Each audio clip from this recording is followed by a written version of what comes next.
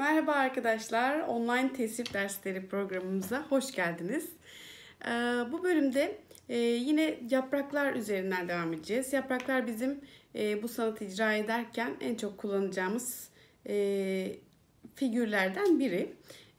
Yapraklardan sonra size göstereceğim Hatay motifleri olacak. Goncaları, Rumi desenleri, Münhani, bu ve bulutlar, bulut şekillerinin stilize edilmiş halleriyle desenlerimizi oluşturmaya başlayacağız. Hepsini aşama aşama ilerleyeceğiz. Hepsini bir anda verdiğimizde birbirine karıştırma olasılığımız çok fazla olur. Elimiz zaten yavaş yavaş açılıyor, çalışanlar farkındadır. Bugün de yine yaprakların birazcık daha detaylandırılmış halleriyle neler çıkarabiliriz onları görelim. Çizimlerimize başlayalım. Bundan sonraki derste size kağıt renklendirmeyi ve kağıdı murakka üzerine nasıl yeni bir karton elde edebileceğimize dair önerilerde bulunacağım.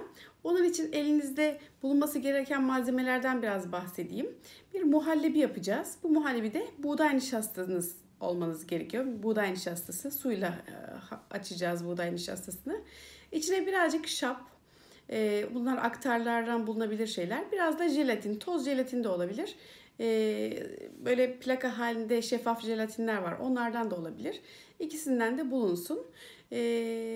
Demli bir çay olabilir, kahve olabilir ya da evinizde rengini çıkarabildiğiniz farklı bir bitki çeşidi varsa bu bitkilerden de olabilir. Sular hazırlayabilirsiniz. Bunlar da renklendirilmiş kağıtlar ve bu kağıtları murakka edebileceğimiz farklı asitsiz kağıtlar. Hani malzeme bölümünde anlatmıştım ya, asitsiz kağıt istiyoruz diye.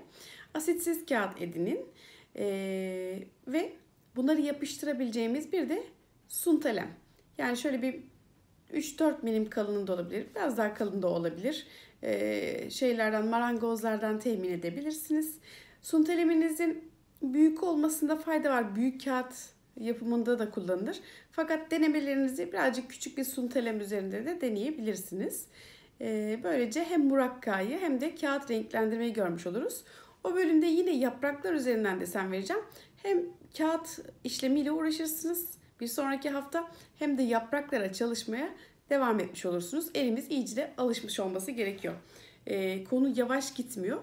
Elimizin iyicene alışmış, o yapraklarla alakalı tasarım yapabilir hale gelmiş olması gerekiyor. Şimdi sizi yanıma alayım. Herkes sol yanıma gelsin.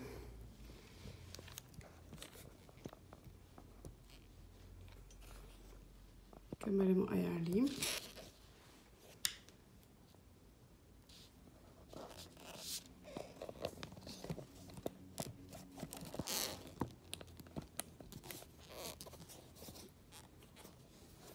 Durdurup montajlama işlemlerini biliyor olsam,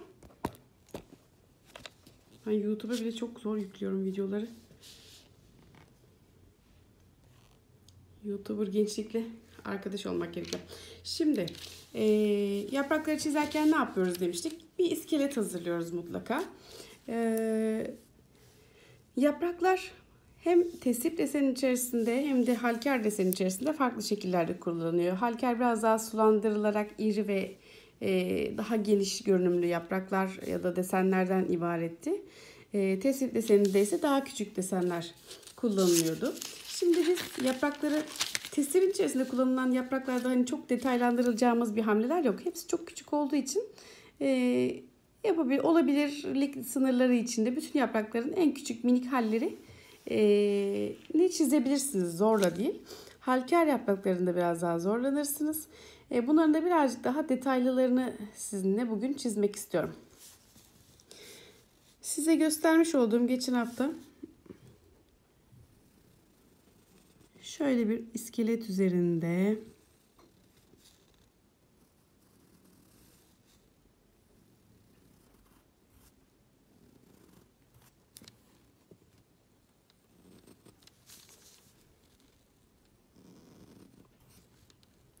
bir yaprağımız vardı. Bu yaprağın biraz daha büyük bir yaprağı detaylandırılmış halini çizeceğim şimdi size. Yine büyük bir iskelet hazırlayacağım. orta çizgimi çektim.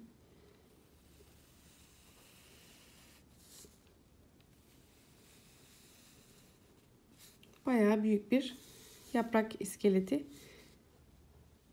çizdim. Tabii bu kadar büyük bir yaprağı küçük bir ince bir sap taşımaz. Bunun için bir giriş başlattım. Hem boyandığında güzel durabileceğini düşündüğümüz. Sonra da şu gördüğümüz yaprağın iskeletini sanki burada monte edilmiş gibi buraya yerleştirdim. Yerleştirirken bir tane daha yerleştirdim. Neye dikkat ettim?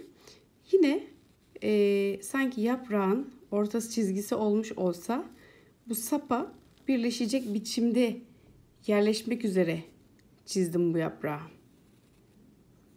Ortaya bir tane daha koydum. Ama sanki bütününü düşündüğümde bu yaprağın orta çizgisine denk gelecekmiş gibi. Elinizi ona göre ayarlayın. Bütün çizimlerde bu görsellik açısından önemli oluyor.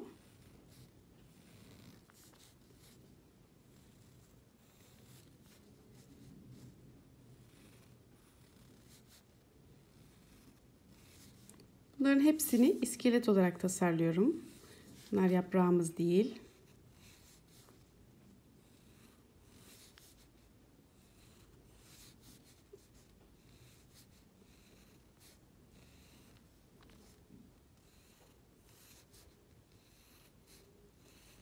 Evet, bu bir iskelet.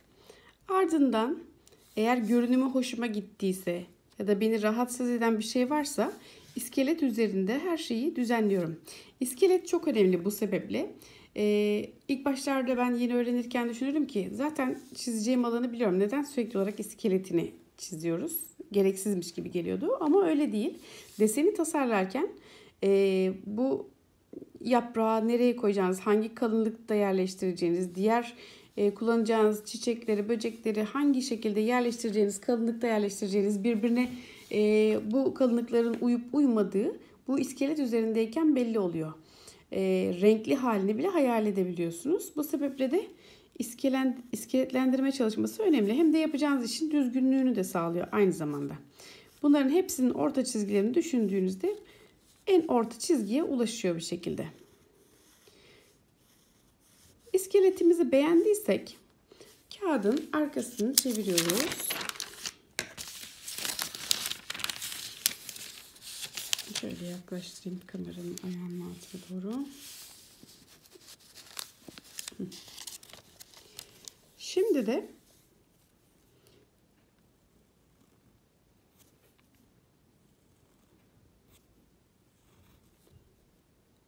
küçük dişlerini yerleştiriyorum. Ya da dilimlerini.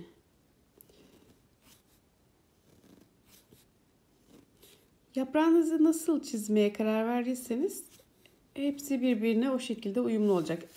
Mesela bu 16. yüzyılda kullanılmış bir yaprak türüdür daha ziyade. Fakat 16. yüzyılda küçük yuvarlaklı yapraklar da vardır. Şöyle bir bitiş olarak düşünelim bunu. Bu kenarına yaptığınız dilimleri daha yuvarlak görünümlü de yapabilirsiniz. Şu anda ben sivri olanını yapıyorum. İki şekilde de kullanılmış. 16. yüzyıl, 15. yüzyıl yaprakları mesela daha yuvarlaktır. Fakat bunlar gibi değil de daha geniş açılı kullanılmış yapraklardır. Uçları da sivrileşmez. Böyle daha yuvarlığa yakın hareketlerden oluşur. Bizim bu kullandığımız 16. yüzyıldaki yaprakların yuvarlakları dahi sanki sivri bir yaprağı andırırcasına birazcık daha da incelikli olarak çizilir.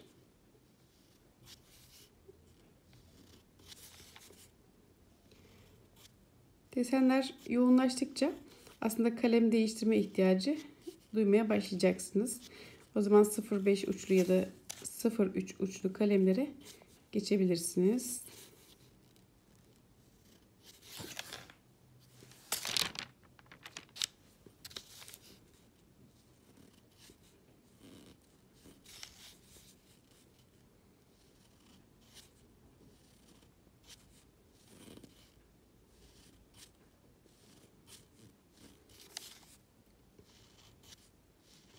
Biraz daha hızlandıralım. Videonun dakikası uzadıkça YouTube'a yüklemek çok zor oluyor. Yani 15-20 saatte yüklediğim bile oluyor. Ben mi bir şeyi yanlış yapıyorum bilemedim. Neyse, yavaş yavaş detaylarını öğreneceğiz. YouTuber'lığında.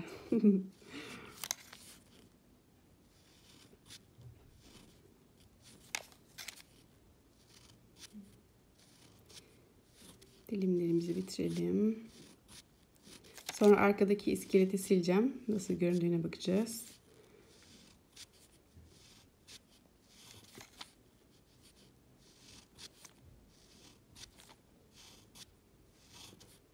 İnşallah silgiyi yanıma getirmişimdir.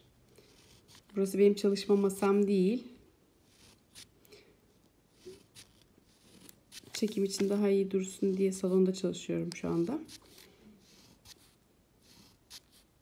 Bir de biraz daha ışığı buranın güzel. Evet. Şimdi arka tarafından sileceğiz. Siz bunu birazcık... Ay bak, yine kaydırmışım kamerayı. Özür diliyorum. İskelet tarafını sildiğimizde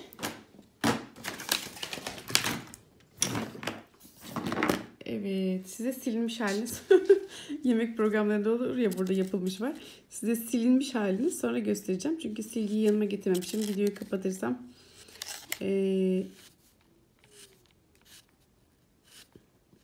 tekrar başlatmak zorunda kalırım. Bunu silmiş halini size göstereceğim arka tarafından. Daha temiz duracak. Desen temizle çıktıktan sonra bile ben bir daha çizerim. Çünkü bu sefer de hani burada deseni çizerken bir hata yapmışsınızdır. Güzel gözünüze güzel gelmeyen yerler olmuştur. Mutlaka bir kere daha temize çekin. Desenlerinizi özellikle 2-3 kere çizdiğinizde o desen o zaman çok daha iyi oturacaktır. Zihninizde de göremediğiniz noktaları da biraz daha görmüş oluyorsunuz. Ben çok sık temize geçiririm çizdiğim desenleri. Şimdi bunları çalışırken bir tane daha çizeyim. Sonra da size bu yapraklarla sıkılmamanız için belli şekillerin içine nasıl oturtacağınızdan bahsedeyim. Ay, 12 dakika olmuş ya. Bunu bir kapatayım. Sonra bir tane daha çekeyim. Görüşürüz. Yani video çekmeye devam ediyorum. Bu bölüm 2 ayrı parça halinde olsun. Hoşça kalın.